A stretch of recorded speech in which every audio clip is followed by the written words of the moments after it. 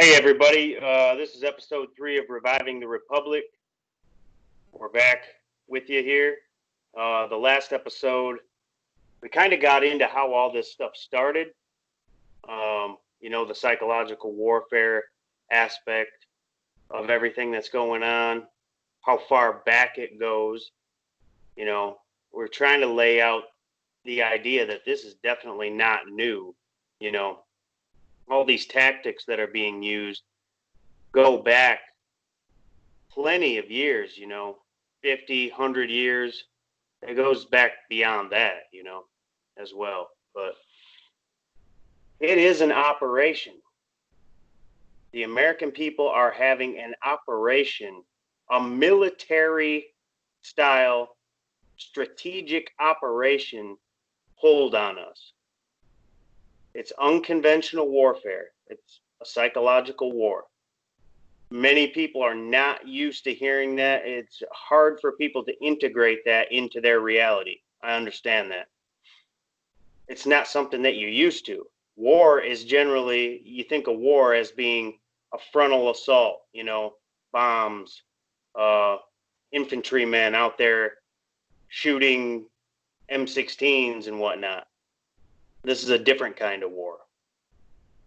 It's basically a war on consciousness. It's a war on your mind.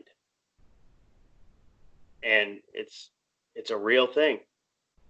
So how would you conquer a people? How would you conquer a free people if you knew that they possessed firearms? If you knew every person in America roughly possessed a firearm and that they were going to be very hard to deal with, and you're dealing with a free people, how would you go about conquering that people? You'd go about it through propaganda methods. And, propaganda methods were largely started by Edward Bernays, who wrote the book he actually had a book called Propaganda, and it was all about advertising. He talked about propaganda and advertising. But he also got into the avenue in his book on how to use that advertising propaganda against people and how it could be used by government against people to manipulate the public perception and get people to conform to what plans they had laid out for everyone. So I know we talked about how the Federal Reserve got started and all that, which the robber barons, like I said before, the people who were into the big oil and the big banks, all that same group of people were the ones who wanted to establish a central bank here in the United States. And they were successful. And it was a big secret when they did it, too. It wasn't highly publicized, huh? No, in fact, J.P. Morgan, some of the Rockefellers, the Warburgs, the Kuhn Loeb and Company, all these people had planned to meet on Jekyll Island, and they were very secretive about it. They even wore disguises as they were getting on the train so nobody would recognize who they were and try to track where they were going, like members of the press and stuff like that. It was a big secret. And when they hatched their plan on Jekyll Island, they came back, they drafted it up there and they presented it to Woodrow Wilson, who signed it, and it became law. So from that point on, we had a bunch of private banks who had taken control of the United States Treasury. They took over the levers of power. They took over the issuance of currency in the United States. So think of the power you wield when you control the issuance of currency and you control all the boom and bust cycles. It's largely manufactured. These boom and bust cycles are manufactured. So do you think that there's a big difference between, because I know you mentioned that, the establishment of the Federal Reserve Bank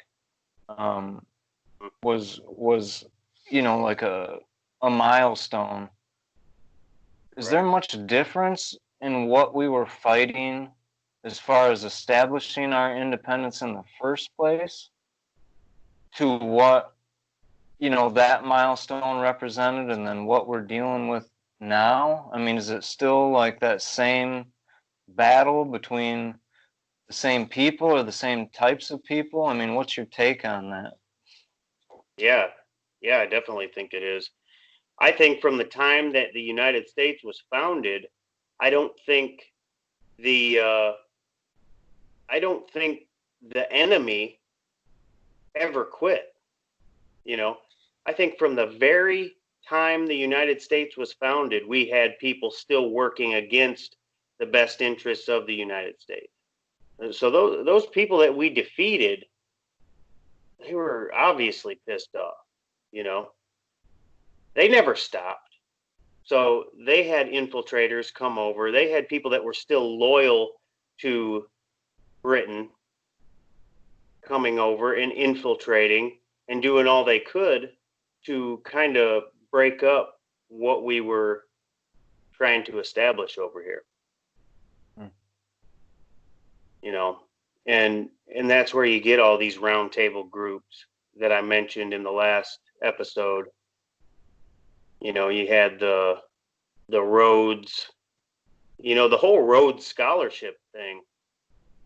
It's kind of interesting that Cecil Rhodes, everybody hears about the Rhodes Scholarship and how that's such a prestigious honor. But really, the Rhodes Scholarship was set up so they could scout some of the brightest minds in order to bring them in to become part of their system. That's what the Rhodes Scholarship really was all about.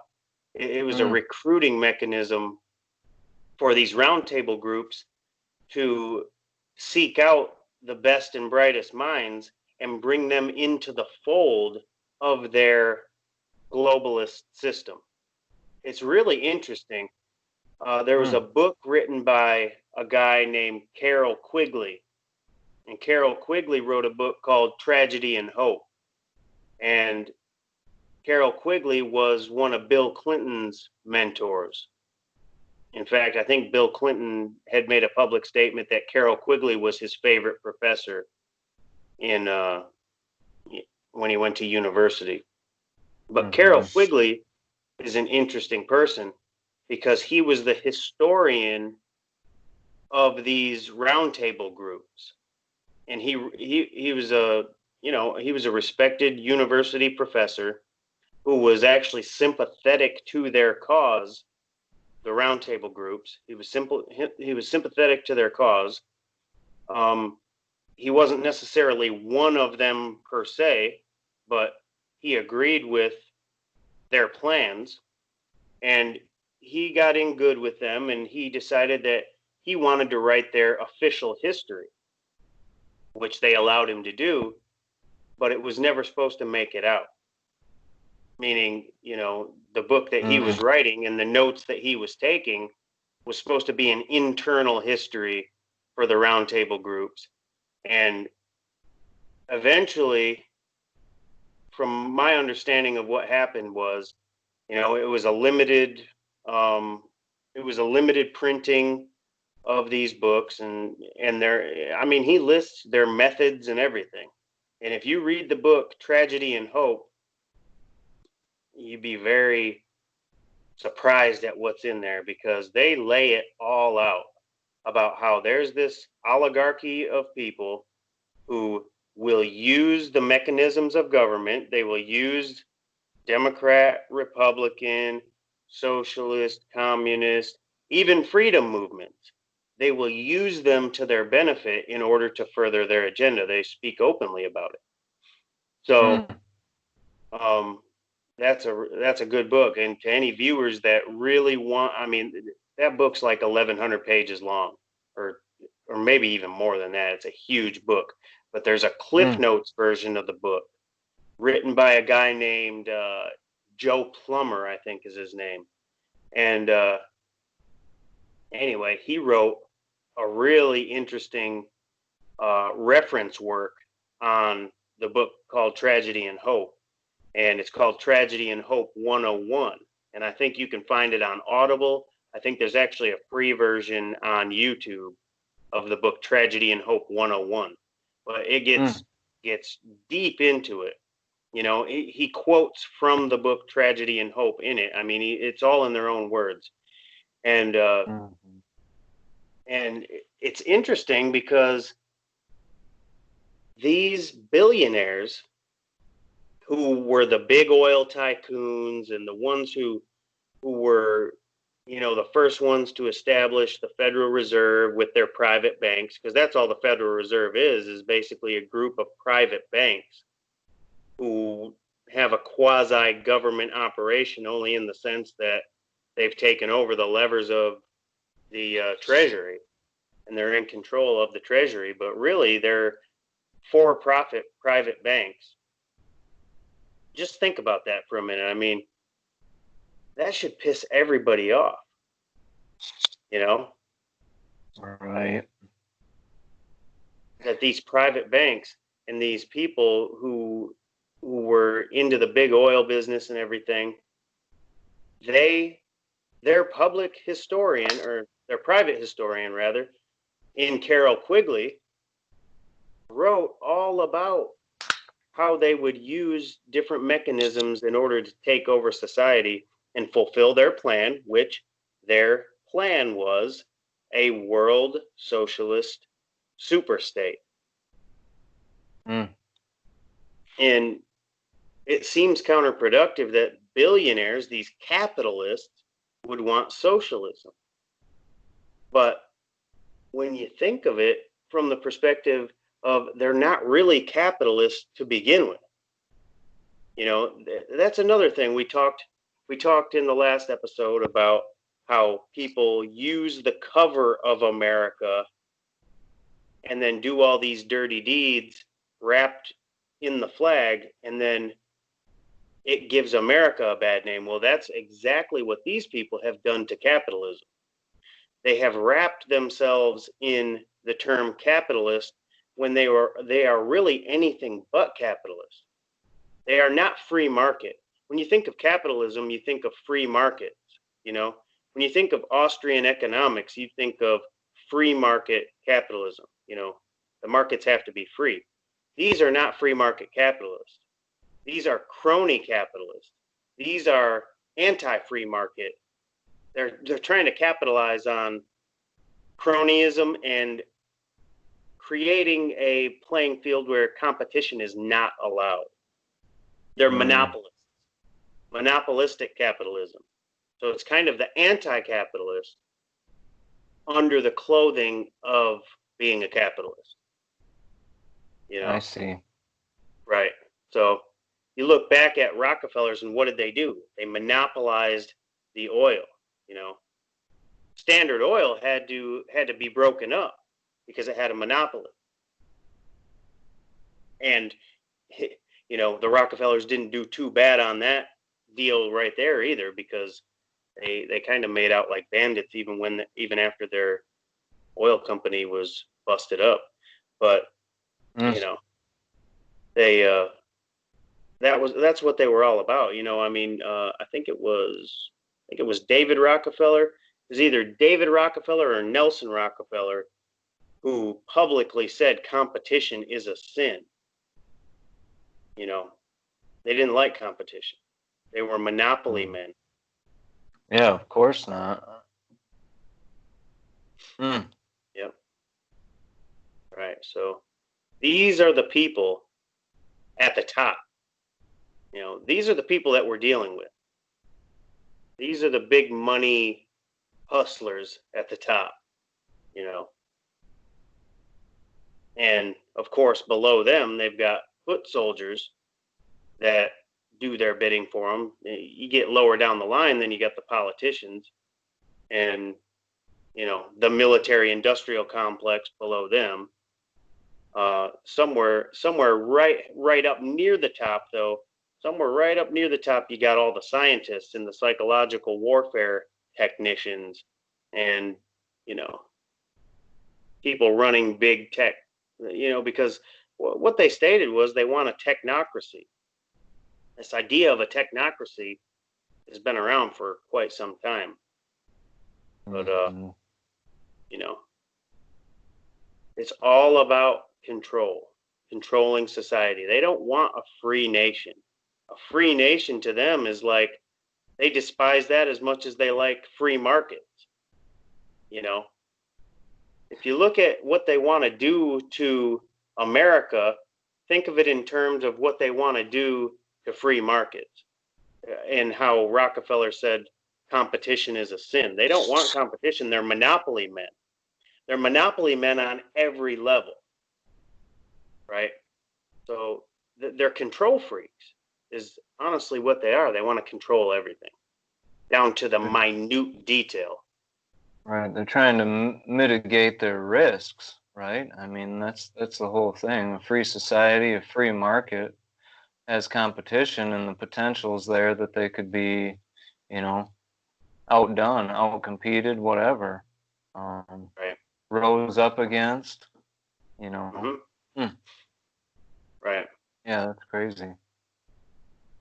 And so I'm sure they're behind the propaganda that gets people to believe that the only way they're going to be safe is if we all hand in our guns, right? I mean, they got to be behind that one, aren't they?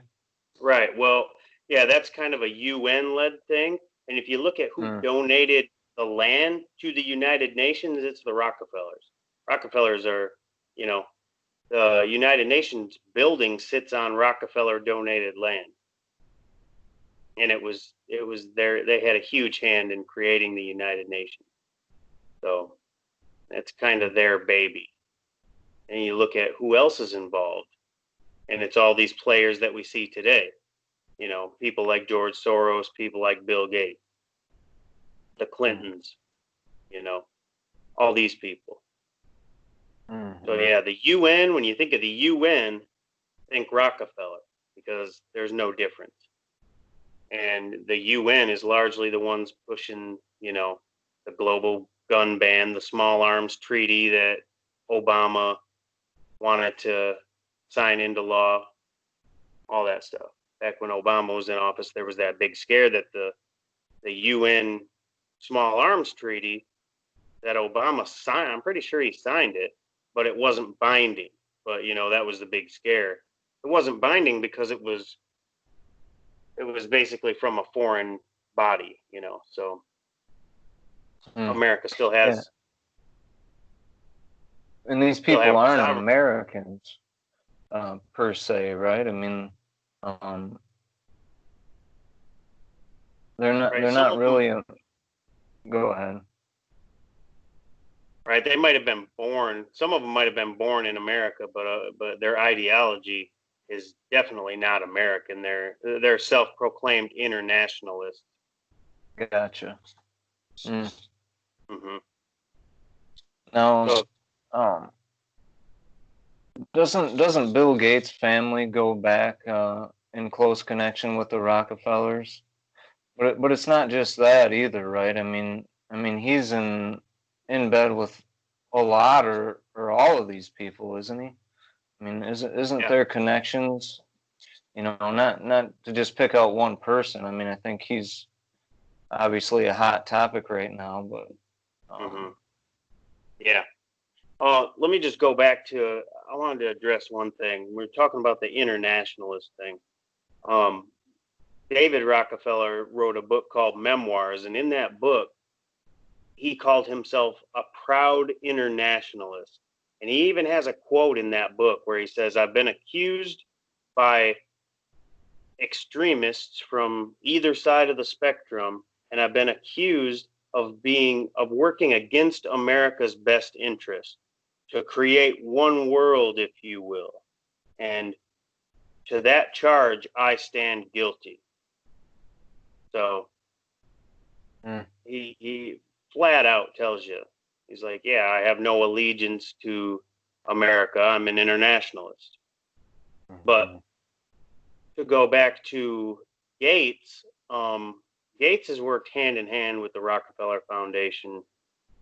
Gates' dad was actually, and this is words out of Bill Gates' mouth, I think you can still find this clip on YouTube where Gates is being interviewed and he's like, well, my dad was head of Planned Parenthood, which if you go back and understand how Planned Parenthood actually got started, it goes back to a woman named Margaret Sanger, who really, I mean, this grew out of the eugenics movement. So Bill Gates' dad and a woman named Margaret Sanger were high-level eugenicists. They were big into the eugenics movement. And Planned Parenthood, you know, by all means, was largely created to get rid of black people. And I know that sounds kind of harsh, but if you go back and look at some of the things that Margaret Sanger was saying, you know, they were all about sterilizing the black community, you know. In the third world, or just in general? Just in general. A lot of this happened in the United States. I mean, the eugenics movement was largely a U.S. based thing. In fact, you can go back and look up quotes that Hitler actually got a lot of his ideas about eugenics from certain prominent figures in the United States, because the eugenics movement, you know, the eugenics movement dates back to, God, I don't even know. I can't put a date on it, but there's they're out there. The quotes are out there from a lot of people look at Hitler as being like the father of eugenics, but the eugenics movement was alive and well in the United States before he really adopted it. Yeah, that's what I always thought too. I know that he was like a real I don't know if germphobe is the right way to put it, but yeah, he was like a clean freak and like really afraid of infestations, so to speak, and you know, from what I understand, it sounded to me like that's essentially how he ended up, you know, viewing the race of the Jews, you know, was like an infestation, and then he got, you know, a whole mass of people to agree with him, I guess. Mm-hmm. Right. It was, you know, that type of stuff was done through propaganda, man. It just shows you how powerful propaganda is. And like we talked about, Edward Bernays was a master of it, wrote the book on it, and it's basically advertising. You know, you take these advertising tactics and apply them. You know, advertising is built on manipulation of human psychology. You know, and that's what it's all about. You know, it's using illogical means. It's using means that cut through all logic. They appeal to your emotional side largely, you know, not always, but yeah, pretty much, you know. And you can use archetypes to do that. You can use, you know, anything that will get an emotional response out of somebody is generally a good way to advertise to them. And you can see, you know, leaders do it all the time. I mean, that's what rhetoric's all about. Rhetoric doesn't necessarily have to be factual. It's just got to persuade you, right? That's what rhetoric's all about, is persuasion. So it's basically sophistry as opposed to logic. Right. and it works well. I was going to pull up some Margaret Sanger quotes here. Yeah.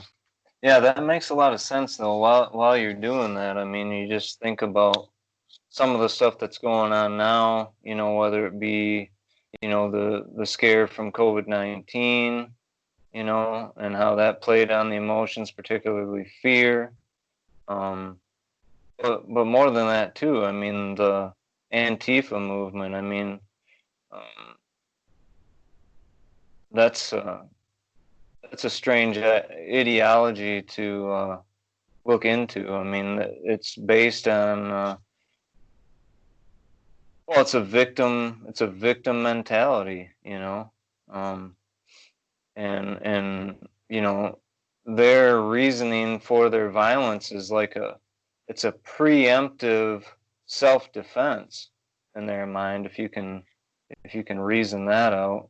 But yeah, it's crazy, it's uh, definitely emotional. I mean, I spent a little bit of time this last week just listening to lectures, and I'm not going to be able to name names properly or any of that, but whatever guy wrote that Antifa handbook, I don't, that might be what it's called, but it's essentially what it is. And it's like, you know, he's in there giving a talk with a bunch of people that agree with him, and he's getting all fired up and using profanity, and I mean, just highly emotional um, about the the way they look at things, and it's yeah, I mean, it just going back and what you said about how it's an advertising based, propaganda is advertising based, and how it is using the human emotions and the archetypes, to trigger responses, and yeah, very, very effective.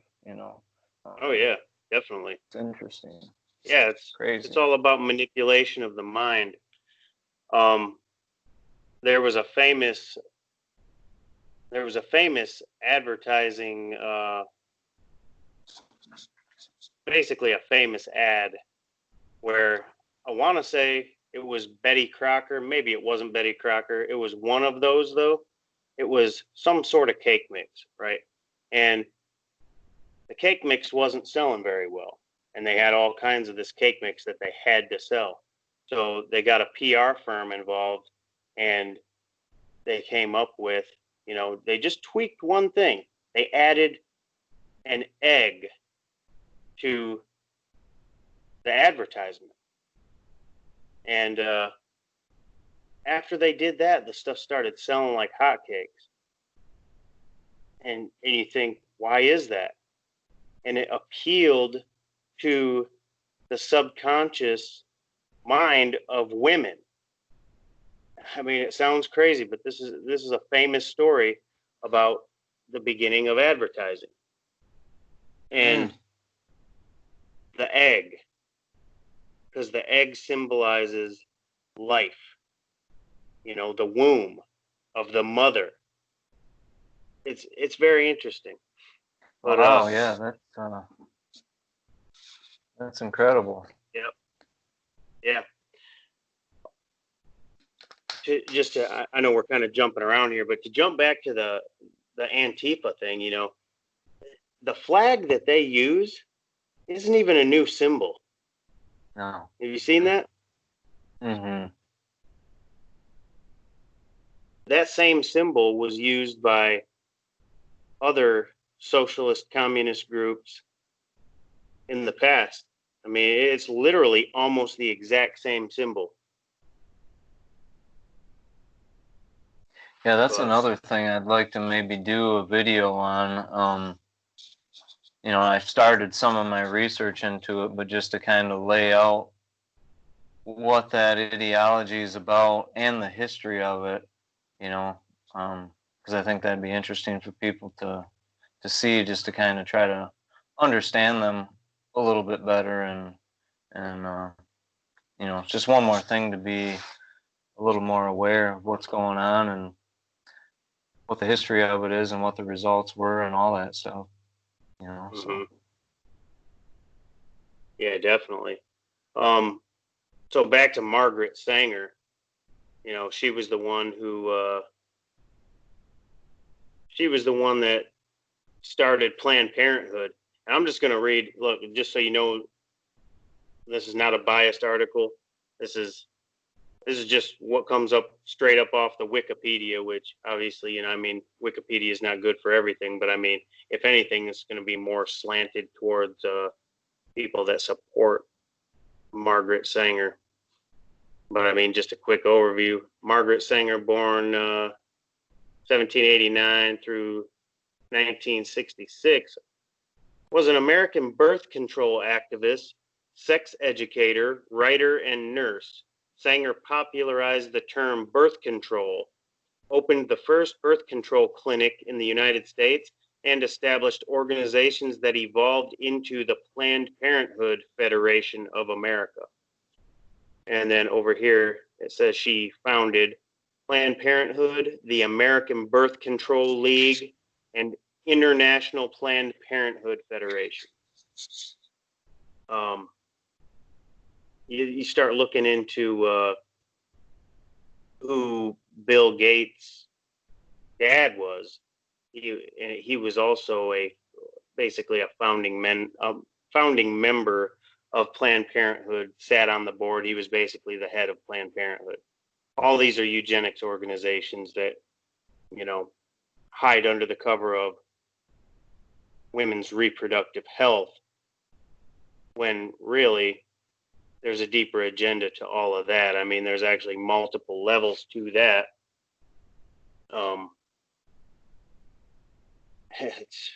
It's real sick, though. You talk about the baby industry. Nobody wants to talk about that, but there is an industry surrounding selling baby parts. It's a big business, and the engine for that business is Planned Parenthood and other abortion clinics. But Planned Parenthood is a major factory for selling baby parts. It's disgusting. So on that level, you got a business going on where they're making tons of money selling dead fetuses of children. And then you've also got the eugenics portion of it, where, population reduction is a huge thing to these people.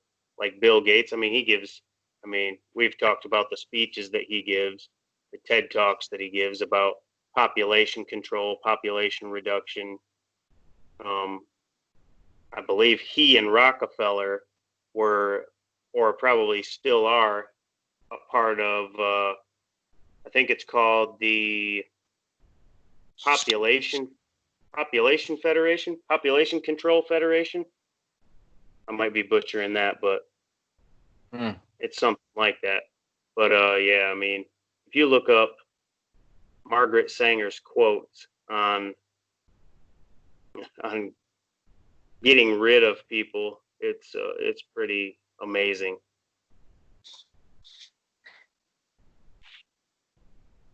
Did you give us any of those quotes? Did you read them? No, I just. Oh, okay. I was gonna say, man. Thought maybe I went through a time lapse there for a second because I was like waiting to hear them, and I didn't think you said anything. But while you're looking, is that what you're doing? Is looking for them?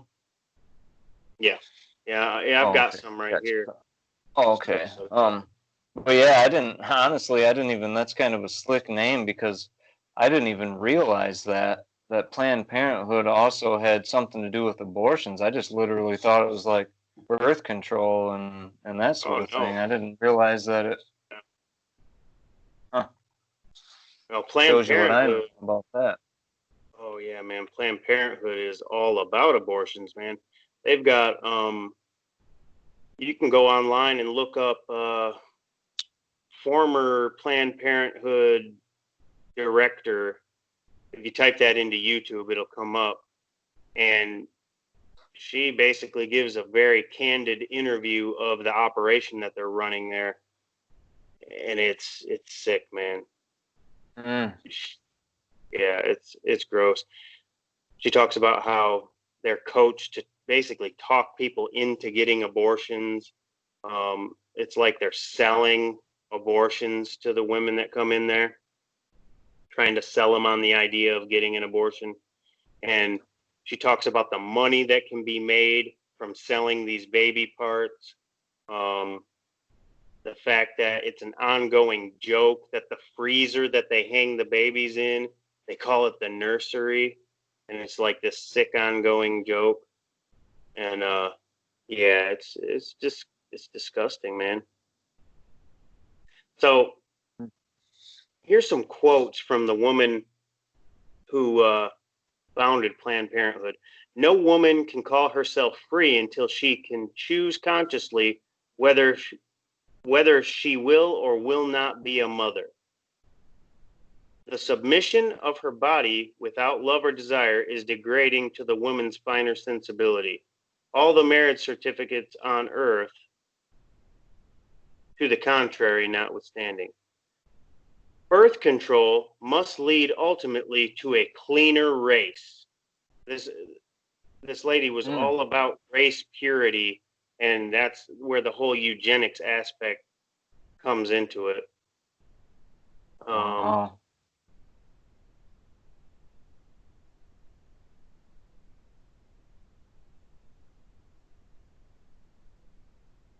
Yeah, a free race cannot be born of slave mothers. The most merciful thing that a large family does to one of its infant, let me start over. The most merciful thing that a large family does to one of its infant members is to kill it.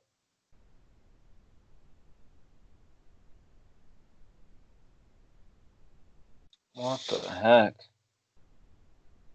Yeah, I mean, and that's why you got these abortion movements. It all stems from this ideology. It all stems from this ideology. That's why you got the governor of Michigan wearing a hat that says abortion makes America great or something like that. It's insane. That's why you got these celebrities wearing shirts that are celebrating them having abortions. See, abortion is something to be celebrated nowadays. They literally celebrate it. They have big celebrations. You know, it was a big thing not too long ago, a few years back, where all these celebrities would come out and have a shirt celebrating, saying, I had an abortion, and celebrating the fact that they had an abortion. That's crazy, man. Shouldn't be celebrated. I mean, look, man, everybody can feel some compassion towards someone that maybe had to make a hard choice. You know what I mean?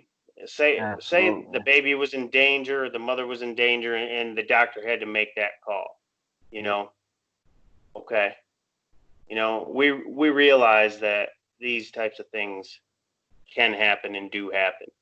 But to go to the extent where it's just a choice and, you know, you should just be able to kill your child up until, you know, whatever age. Nowadays, it's the 9th month or even after the child is born.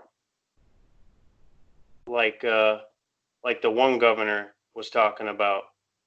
You know, most of us have heard him talking about it. Well, see, what we do is we have the mother give birth, and then we just keep the baby comfortable, and then we can have a discussion on how to proceed from there. And yeah, well, wow, yeah, but yeah, man, there was a big movement of celebrities who would wear the shirt and celebrate the fact that, you know, I had an abortion, and it's empowering. It's empowering for women to have an abortion.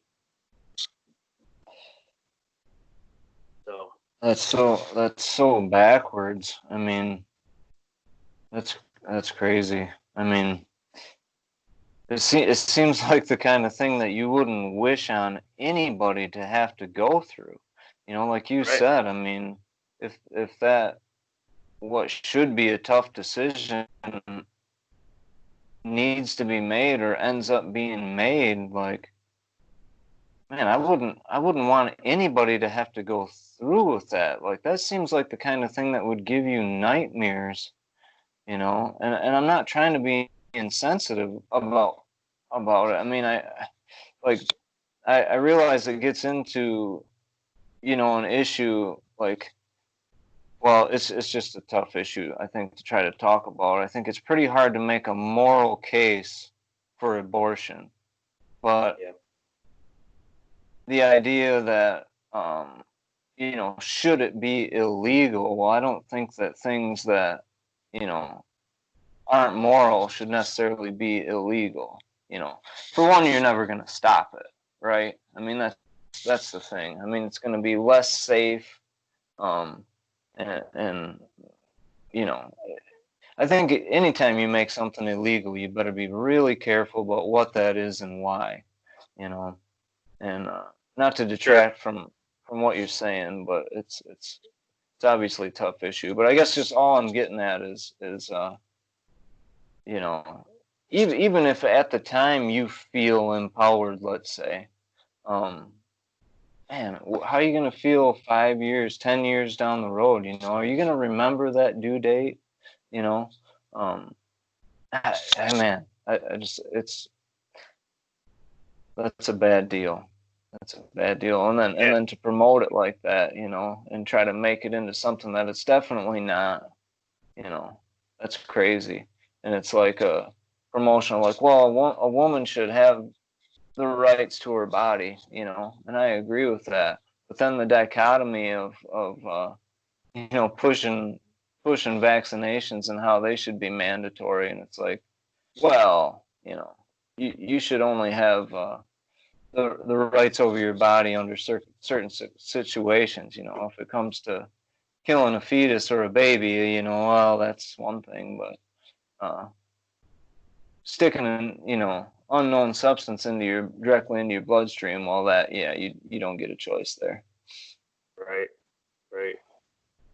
Yeah. I mean, going back to what you said, I agree. Anything you make it illegal, you better have a good reason. And personally, I think it's a pretty damn good reason when you're talking about killing another human being. You know, I Right. I think these decisions should be made under very strict guidelines if they're absolutely necessary to save the mother's life or the child's life, whatever the case. Yeah, save the child's life by aborting it. But Yeah. No, no, I you know what you you know mean. what right, you know what I mean. Um, but yeah, it shouldn't just be a method of birth control like it is today. You know, Mm. there's certain instances where a very tragic, hard decision might have to be made if the mother's in jeopardy of dying or something like that. But to just go in and say, "Hey, I'm 3 months pregnant," or however. I mean, to me, really, I don't like the idea of it under any circumstance. To be honest with you, I mean, there's certainly some arguments that can be made that pull on your heartstrings, different scenarios, right? Yeah. It can be debated. I don't like it under any circumstance, particularly, especially when the baby's 9 months old or even formed in a human form. Yeah. So Yeah. Yeah, well, and especially as a birth control method, I mean, that's definitely going too far. And the thing of it is, like, and I guess to the point I was trying to make is that you wouldn't want that or recommend that for anybody, especially where it's just like, yeah, this is another method of birth control. It's like, man, don't be so sure that that's the best scenario that's going to bring you a good outcome, because, yeah, I mean, what are the consequences of that going to be for you mentally down the road?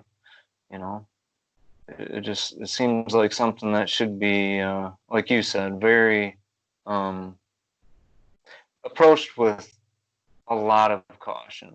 You know, there's a lot of reasons to approach that with caution, and you know, I'm probably not one that would push too hard for, you know, for it being illegal, because I mean, what do you ever stop by making it illegal? You know, to me, that just makes it more dangerous, you know, which sure as heck shouldn't be celebrated, though, you know, and pushed and everything else. That's, to me, that's crazy. Right. Well, you know, the term illegal, I don't know if that term should even be used, but I think it's got to be a it's got to fall under certain guidelines. Like, this was the absolute necessary thing to do to save this woman's life.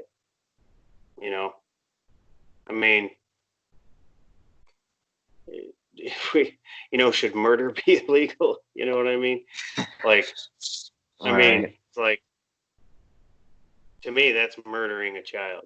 You know what I mean? Mm-hmm. But there's certain things that cross your mind, like, okay, what about in the instance of rape, right?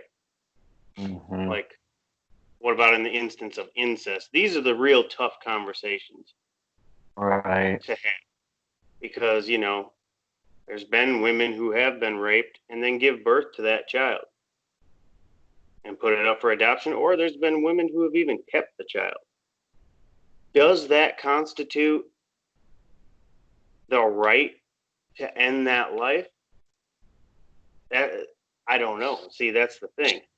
That's why these conversations are very, very tough, you know? Mm-hmm. Because on one hand, you want to have the compassion for what just happened to that woman, you know?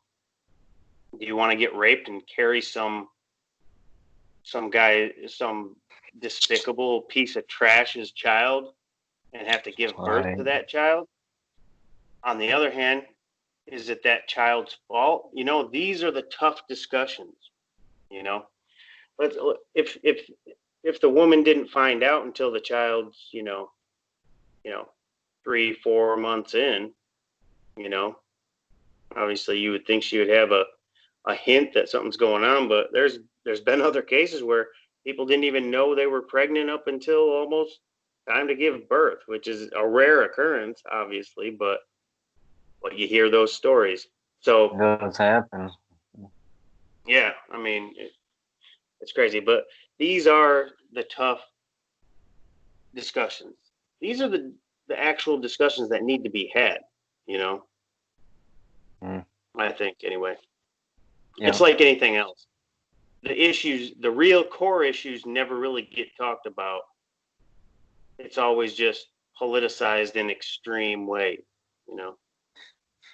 Right. Yeah, exactly. Yeah. Yeah, it's black and white issue again. Mm-hmm. When it's something that's so complicated that we actually don't know what the solution is, you know? Like many things that are complicated, we don't know what the solution is. And so, yeah, to make something like that black and white is just foolish. It's the chances of you falling into the right outcome in a situation like that it's basically zero, you know. So, but anyway, back to Planned Parenthood and the fact that they uh, were so heavily involved, or are so heavily involved in abortion, and I guess, man, I didn't even realize that. That's crazy. Oh yeah, that's like their main thing, man. And Yeah, you'll get leftists who they say no, they it's not. they Their main thing is women's reproductive health. well, Yeah, they well, that's tricked a me with the euphemism. name. Yeah.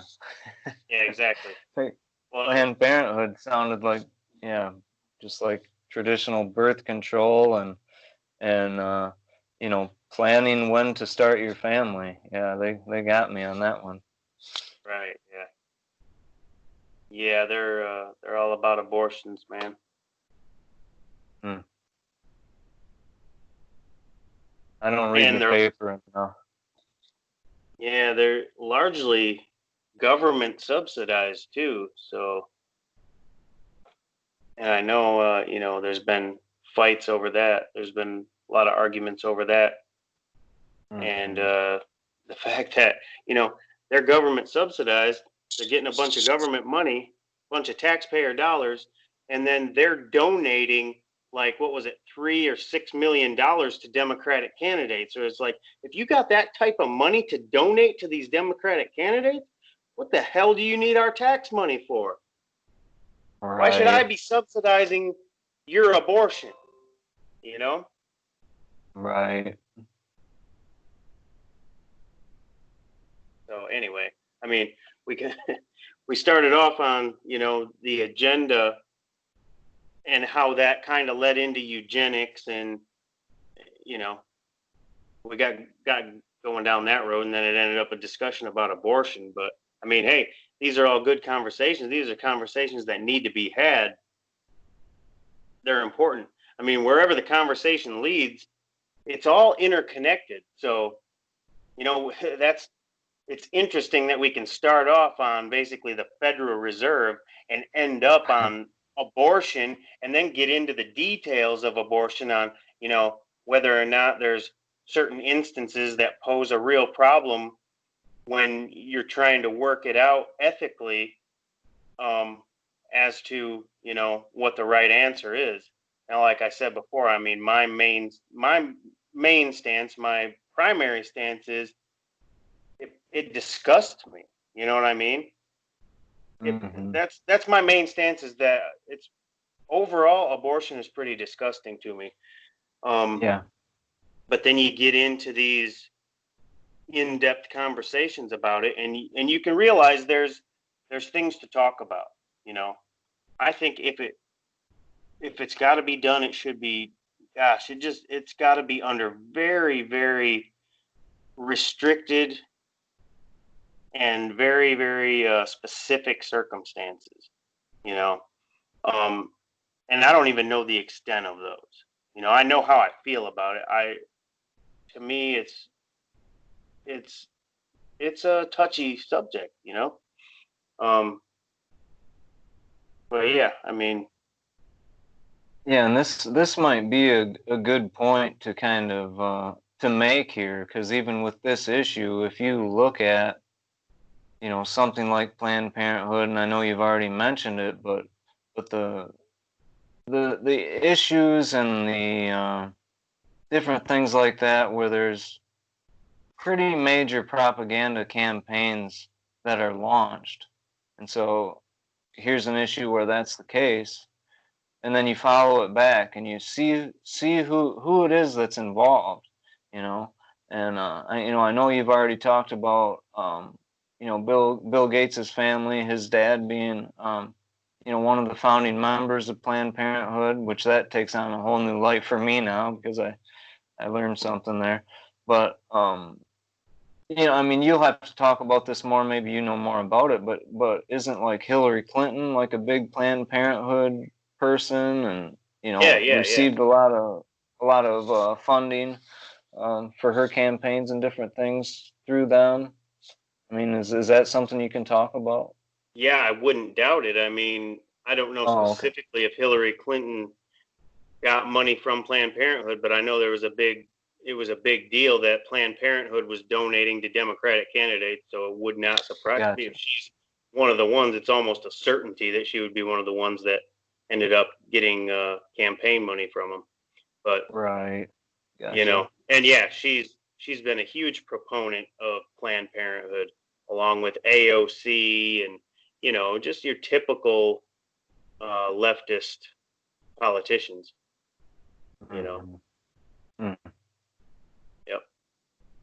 So yeah, when you trace it back and you look at who the players involved are, it's just so interesting that you can always trace it back to this global depopulation agenda, where it involves eugenics and basically controlling people and trying to seek race purity. That's another thing we were talking about earlier, is you want to get into like the whole eugenics angle of it, is that, yeah, Bill Gates' dad was heavily involved in the eugenics movement, and Bill Gates himself is heavily involved in the eugenics movement, the depopulation. He was also, I mean, you look at the records, the flight records from Jeffrey Epstein, right? I mean, this is a whole nother can of worms here, but it ties in when you talk about the eugenics part of it, because Gates is a huge proponent of eugenics, and Gates obviously knew Epstein very well, hung around there. There's records of that.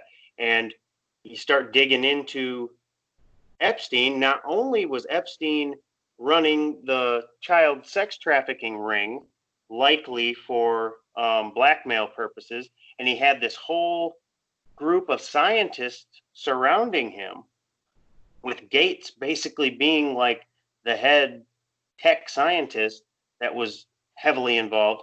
So you got the eugenics angle of Gates, and then you've also got the eugenics angle of Epstein himself, because at Zorro Ranch, it came out, this was mainstream news, it came out that Epstein was creating a harem of women to do these experiments on, where he was trying to basically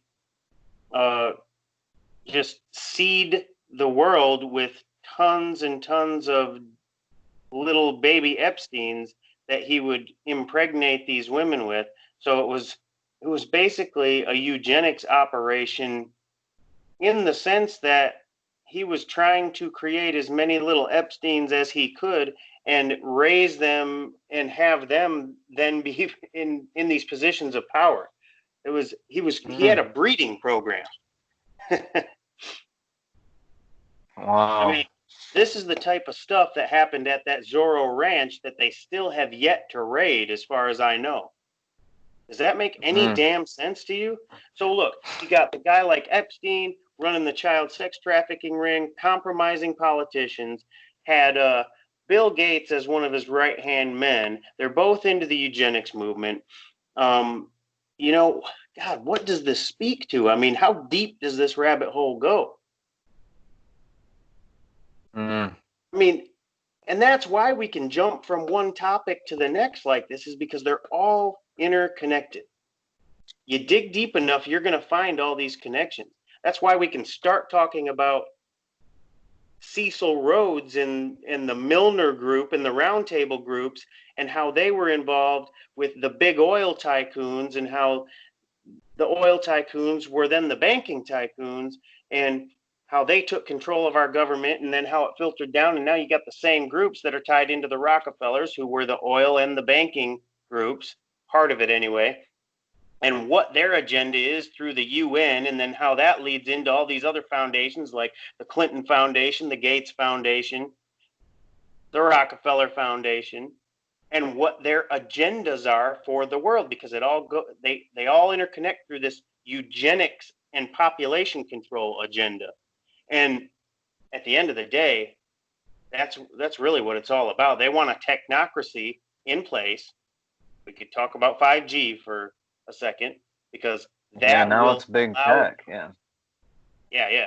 So, but it all goes back to, why do they want this? It all goes back to the eugenics angle. It all goes back to the population control angle of it all. So ultimately, they want to exterminate you. They want race purity based on their genetics. They're the ruling class. They want to decide who gets exterminated, who gets their genes elevated, which will be theirs. I mean, that's what Epstein was doing at his ranch. He wanted to create as many surrogate mothers as he could to carry his babies, to give him a leg up on the global market of gene proliferation. I mean, these people are sick, man. These people are sick, and they've got power. We're dealing with Yeah, power-hungry for sure. maniacs. It almost sounds like it couldn't even be real. Like it sounds like a movie, but that's where truth is stranger than fiction, because this stuff is absolutely going on. Mm. You know? Yeah, I get it, man, because even some of that last stuff, I mean, it's news to me. I mean, you can't really cover everything. I'm trying to keep up, but it's like, yeah, when you first hear it, it's like, what the heck, like it just don't sound right, Yeah. but Well, I know yeah. you. I mean, I can't count how many times you've told me something, and I'm like, really? What? you know. And Yeah, then you man. go look into it, and it's like, well, yeah. I mean, I guess he was right. Yeah, Crazy. it is crazy, man. It's crazy. It sounds crazy. It does. It Yeah, sounds we say fucking we crazy. say that a lot. Yeah, but it Right. also happens to be the case. Yeah. It is crazy. Yeah. Yeah, it's absolutely crazy. I mean, I can understand why people can't believe it, But when Right. you start piecing it together, you know, generally I think people view these certain incidents like they exist in a vacuum, you Hmm. know. That's how people tend to look at things, in a compartmentalized fashion. Well, it only takes a little bit of digging beneath the surface to realize the webs that connect all these things, you know. Right. Imperfect example, how we started the conversation. Yeah, and then where it led to, and Right, both seemingly completely separate issues still go back to the same groups of people, you know. right. And yeah, you can Yep. do that with, man, just about. I don't know what it is that you can't do that with, you know. I Right. don't. I I mean, mean, it's like, is breakfast cereal? I mean, does that enter into it? Does breakfast cereal have anything? Is there a connection there? I mean, it's like, I don't know, man. It's like, where does it stop? well, I mean, you had to bring up breakfast cereal, but you know, it depends on how deep you want to go because there is an additive in some breakfast cereals that shouldn't be in there. And then if you want to talk about all the additives that get put in our food and stuff like that, and how they're cleared and how toxic they are, and how half of it's not even food, and what we're eating is making us very sick. I mean, I guess it does connect in some way, right? Why is Right. fluoride in water after all the studies have come out?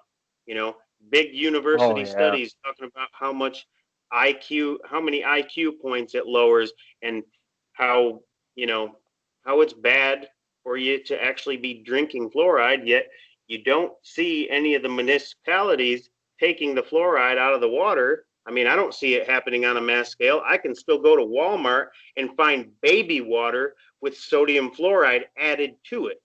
While they're, Yeah.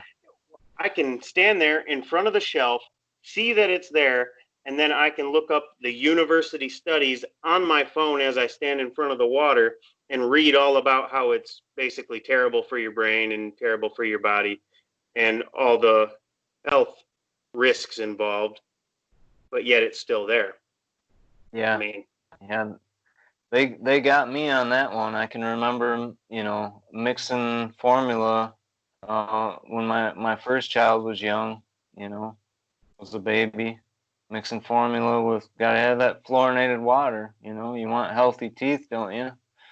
And it's like, then you find out later, and luckily we ended up finding out. I think before we did it for too long, but we did do it for a little while. 'Cause, I mean, shit, it's got a, if I remember right, it's got a picture of a mother and her baby right on the front of the jug. I mean, it's got to be good for you, right? right. And yeah, we ended up figuring out that it's only the only benefits for fluoride in your teeth are if used topically. So the idea of drinking it is, I mean, the exact same as drinking, sunblock, to protect yourself from a sunburn. Right. It really doesn't make any sense at all. So Right. that's Right. And I another one. It's think, just crazy. yeah, I want to say too, um, calcium, I think it's calcium fluoride that you're supposed to put on your teeth, whereas this is sodium fluoride. And, maybe Oh, there's some ins and outs to that. I mean, it's possible.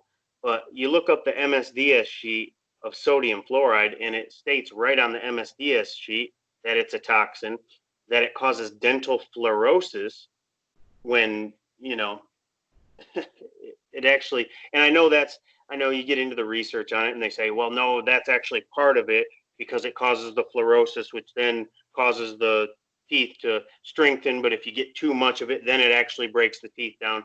I mean, there's all these different explanations for why, but it doesn't take away the fact that, yeah, when ingested like that, it it's toxic. It's a toxin. It's and then you get into what it actually is. It's hydrofluorosilicic acid. It's like a hyped up version of fluoride that they're actually putting in the water, and it's different forms of it. So it's just, man, it's crazy. It's a byproduct of phosphate mining. It's a toxic waste of phosphate mining. It's left over. It's a waste that they can't get rid of. So that's how they eventually ended up being able to dump it into the water supply, because the body is essentially a filter. And it's, at first when it was studied, it was only, your body can handle up to such and such parts per million without it being toxic to you. So use the humans as the filter. essentially, I mean, where are you going to dump and maybe that's just me projecting my speculation, but that's what makes sense to me, because you got all this toxic waste left over from phosphate mining that you have nowhere to put. Then shortly after this started coming to be, where there's just nowhere to put this toxic waste, is essentially what it is. It's toxic waste. And then so they start realizing, and the fluoridation took place. I want to say there was a certain area where people were drinking the water, and there was a large amount of fluoride in this water I think it was due to the piling up of these different fluorides, the phosphate leftover waste, and some is naturally occurring. But anyway, but yeah, they studied a certain areas. Oh, wow, this water has a lot of fluoride in it. Maybe that's why their teeth are better than these people's teeth over here. And that was like the basis of, oh yeah, well then we can actually just put it in the water and it'll make these people's teeth good, and we can get rid of all this waste that we have. So eventually, when the studies were all said and done, it's actually negligible the amount of good that it does for your teeth, and the amount that it actually harms your IQ, and also can give you different ailments, like I think osteoporosis was one of them. It just ends up not being worth it.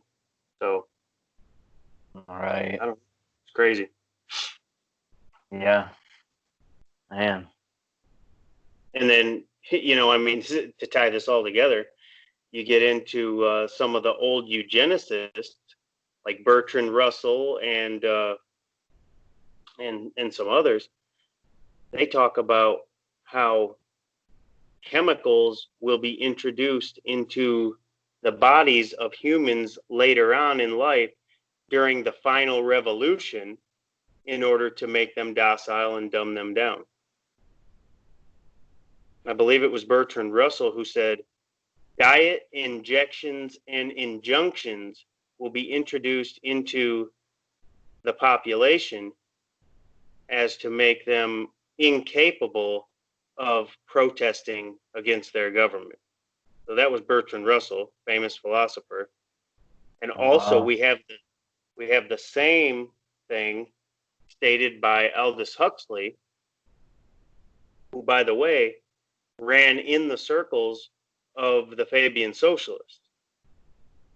And that was really the reason he ended up writing his book, Brave New World, was as kind of a warning, because later on in life, he became more of a libertarian. And I don't think he was ever a full-blown socialist, but he ran in those circles because his brother was Julian Huxley, famous scientist, and I believe he was a eugenicist as well. But Aldous Huxley started seeing the way these people thought and the things they would talk about, and that's where he got his ideas to write Brave New World, which is basically the plan that's being played out right now to conquer the world and to take down America. So he talked a lot about how different chemicals would be used through drugs, injections, and obviously, I mean, food and water is just a given. There's actually papers written on how to use food as a weapon and how, different additives could produce different results and whatnot. So, I mean, it's not out of the realm of possibility that would be used. Obviously, that's a great delivery method if you are seeking to, make a population take the edge off, I guess, It wasn't too long ago there was public discussions about putting lithium in municipal water supplies.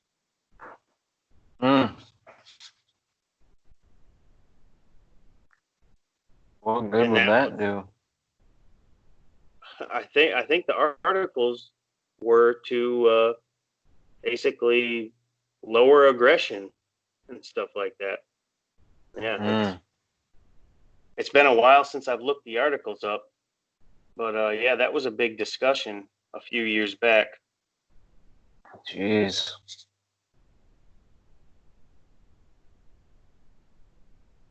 Yeah, once you know what to look for, it's pretty much out in the open, isn't it? Yeah, pretty much. I mean,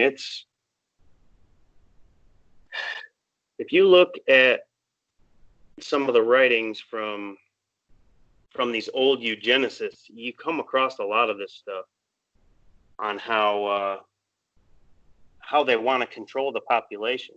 I mean, a good lecture to listen to is the one by Aldous Huxley called "The Final Revolution," and then he did an interview with Mike Wallace too on 60 Minutes not too long ago. Well, not too long ago. No, it's been a long time. It was like back in like the 70s or something like that. Sorry, I'm trying to look this up while I'm talking too. But from an evolutionary standpoint, it wasn't too long ago. Right, exactly. Yeah, that's what I meant. So, I was trying to find that article. I don't know. I'll find it. We'll bring it up on another episode or something about the lithium in the water supply. But here's one right here. It's a news. It's on a news program. Looks like Channel 9 News. It looks like a local news program, and the headline is "Lithium in Public Water Supply, Fluoride in Drinking Water Not Enough, Forced Mass Medication." So I don't know. That's something we can look into. Well, yeah, that shows it was up for discussion, anyways. Right. Yeah, let's just see. Might be able to hear this. And then we'll wrap it up after this. With only 2 weeks left of 2009, we're taking a look back at some of the most interesting healthcare discoveries of the past year. Joining us is Fox 9 medical expert Dr. Art Giorgio to talk about it. Good morning. Good morning. First, the U.S. has been adding a fluoride to its public water supply for decades, and that's, of course, to prevent tooth decay. Well, now researchers from Japan are suggesting that we add lithium. So why is that? Well, they're actually not suggesting it, but they're certainly looking into it. Lithium is a medication that in prescription doses treats mood disorders in people with bipolar disorder or manic depressive illness. And what these researchers found in Japan is that lithium is present in trace amounts in the normal water supply in some communities. And in those communities, they have a lower suicide rate. And so they're really investigating whether trace amounts of lithium can just change the mood in a community enough to really, in a positive way, without having the bad effects of lithium, to really affect the mood and decrease the suicide rate. Very interesting concept. And it's the same reason why we put iodine and salt, fluoride and water. There's many different examples of when we put trace amounts of chemicals in the normal supply of food or water to help people's health. Right. Oh, for people's health, yeah. This is the first. Yeah. Yeah, sounds logical. Yeah, we just want to stop people from committing suicide. That's it. We just care. All right, moving on. It's just for your own good. We're going to put all these chemicals in the water. It doesn't matter if later on they find out fluoride's doing damage, lowering your IQ. We just want to put the lithium in the water so you won't commit suicide. You know, has nothing to do with making you more docile or anything like that and more manageable. So, you know, you can't rise up or anything like that. Has nothing to do with that. Right. And it's just, you know, trace amount, so it's nothing to worry about. Nothing to worry about. It's gonna affect you. It's gonna affect you, but it's not gonna affect you. Right. Yeah. It's just a little bit. Just a little bit of death. Doesn't hurt anybody. Right. You know, you're gonna die anyway. You might as well be manageable when you do. Yeah. Yeah. Yes. Exactly. For the suicide rate. Yeah. Man, they will stop at nothing, I swear. Well, it is hard to commit suicide when you're dead. So, yeah. That's true. It's true. Yeah. More people are dead. They got all angles covered, man. Yeah. But that's good. Yeah, that's about all I got. You got anything else?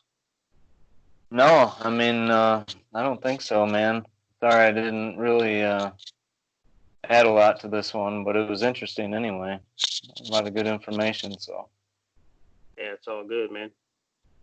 Alrighty, buddy. We'll do it again soon.